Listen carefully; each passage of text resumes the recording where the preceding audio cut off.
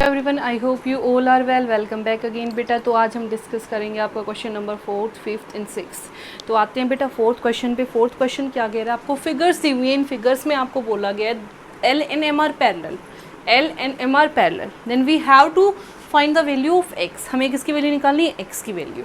तो सबसे पहली बात बेटा, अगर ये दोनों लाइन आपस में पैरेलल हैं तो ये वाला एंगल इस वाले एंगल के इक्वल होगा। ये भी कितना होगा, 110। ठीक है, ये वाला एंगल भी कितने का होगा, 110। तो अगर मैं बात करूं ये दोनों कैसे एंगल हैं, एक ही लाइन के इंटीरियर और एक ही साइड वाले एंगल। और जब भी लाइन के एक साइड वाले एंगल्स की बात हो, जब वे दोनों लाइन क्या हो, पैरेलल, ठीक है, एक साइड वाले एंगल्स की बात हो, तो अगर मैं उन दोनों को प्लस करूंगी तो क्या आएगा बेटा, 180। तो यानी कि x plus 110 is equal to 180 if L and M are parallel. Reason, co interior angle. Reason क्या है, को इंटीरियर एंगल। ठीक है, so if we have to find the value of x, तो 110 यहाँ पॉजिटिव है, वहां जाके negative. So 180 minus 110 it means 70 degree. तो x की वैल्यू यहाँ से कितनी आ गई बेटा, 70 degree. Now move to our next part. Next part में क्या बोला, उसने बोला that l is parallel to m। अगर मैं इस फिगर को घुमा दूँ, ये l, ये m, ये a, ये b, ठीक है, तो ये आपका 100 डिग्री और ये आपका x, राइट, ऐसे कुछ दिया हुआ है।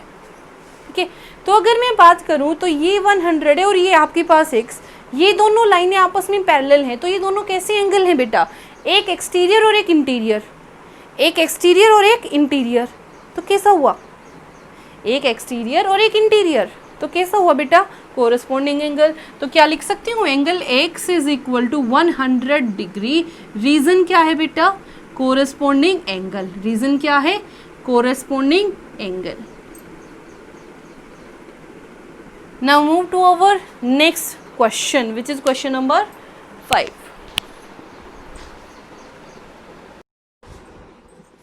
Now move to our next question which is question number 5। देखो बेटा, क्वेश्चन नंबर 5 आपका क्या कह रहा है, in the given figure, figure आपको ये दी हुई है, angles, two angles are parallel, arms of two angles, इन दो एंगल्स की आर्म्स यानी कि जो ये बनी हुई है ना बेटा, ये पैरेलल हैं।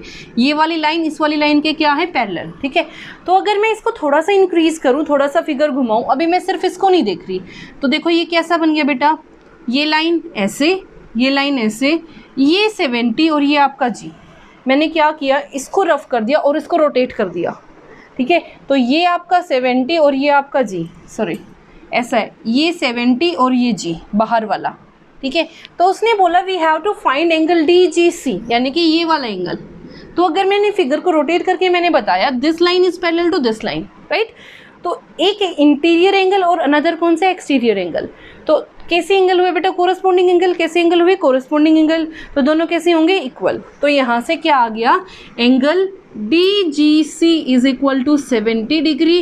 रीजन क्या है बेटा, कोरस्पॉन्डिंग एंगल। रीजन क्या है, कोरस्पॉन्डिंग एंगल्स। नेक्स्ट देखो बेटा, इसी का सेम पार्ट, DEF। ठीक है, ये वाला आपके पास 70 आ गया। अब मेरे को ये निकालना है, तो मैं इसी फिगर में अगर देखूं तो ये वाली लाइन इस वाली लाइन के पैरेलल है। ठीक है, ये वाला निकालना है, तो ये 70 है, तो ये वाला एंगल कितने का होगा, 70। Reason, corresponding angle. So angle DEF is equal to angle DGC which is equal to 70 degree.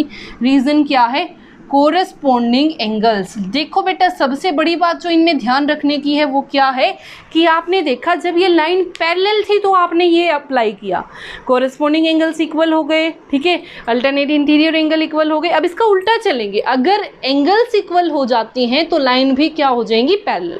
ठीक है, now move to our next question which is question number 6।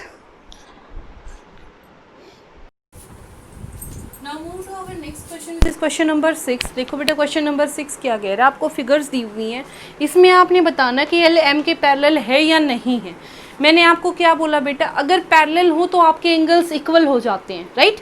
अगर दो लाइनें पैरेलल हो तो उसके corresponding angles, alternate interior angles और जो आपके वर्टिकल अपोजिट एंगल्स वो तो अलग पार्ट है, वो क्या हो जाते हैं, इक्वल हो जाते हैं। प्लस जो आपके को इंटीरियर एंगल्स हैं, यानी कि एक लाइन के इंटीरियर एंगल्स और एक साथ वाले, उनका सम हमेशा क्या होता है, 180 डिग्री। ठीक है, अगर इन तीनों में से कोई भी कंडीशन पूरी हो जाती है, कोरेस्पोंडिंग अल्टरनेट इंटीरियर एंगल्स और को इंटीरियर वाली, यानी कि दो एंगल्स का सम वहाँ पे क्या आ जाए, साथ वाले दो एंगल्स का सम 180 आ जाए, तो इसका मतलब वो क्या है, पैरेलल है, अदरवाइज नहीं। तो मेरे को क्या चेक करना है, corresponding angle, alternate interior angle और को इंटीरियर एंगल्स का सम 180। तो सबसे पहले देखो बेटा, ये फिगर दी हुई है, मेरे को बताना है एल और एम, दिस इज एम, ये पैरेलल है या नहीं है। मैंने क्या किया, दिस और दिस आर को इंटीरियर एंगल्स, इन दोनों को प्लस करके देखा, 126 प्लस 44, 6 and 4 10, 1 4 to 6 और 1 7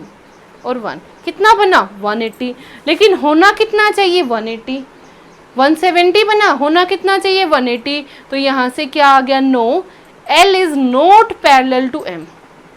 नेक्स्ट, पहली बात तो ये दिख रहा है साफ से कि ये आपकी इक्वल नहीं है, मतलब पैरेलल नहीं है, आपको अलग से विजिबल है।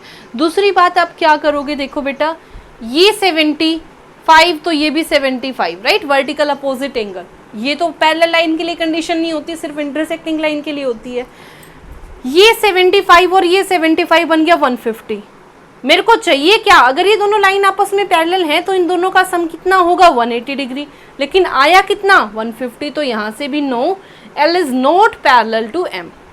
Move to our next part, this is 57, तो this is 57 vertical opposite angle, and sum of this 5 and 7 10, 5 और 2 7 and 1 8, 180, 180 आ गया इन दोनों का आंसर।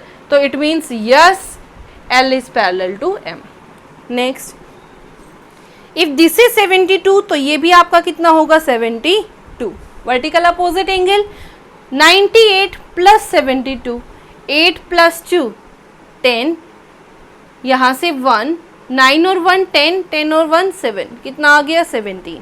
ठीक है, तो यहाँ से आ गया 170, आना कितना चाहिए था 180। तो क्या बना, L is not parallel to M। तो यहाँ से भी क्या आ जाएगा, नो। ठीक है, तो ये था बेटा आपका question number 6। I hope it is clear to everyone, and if you like it then please share and subscribe. Thank you so much.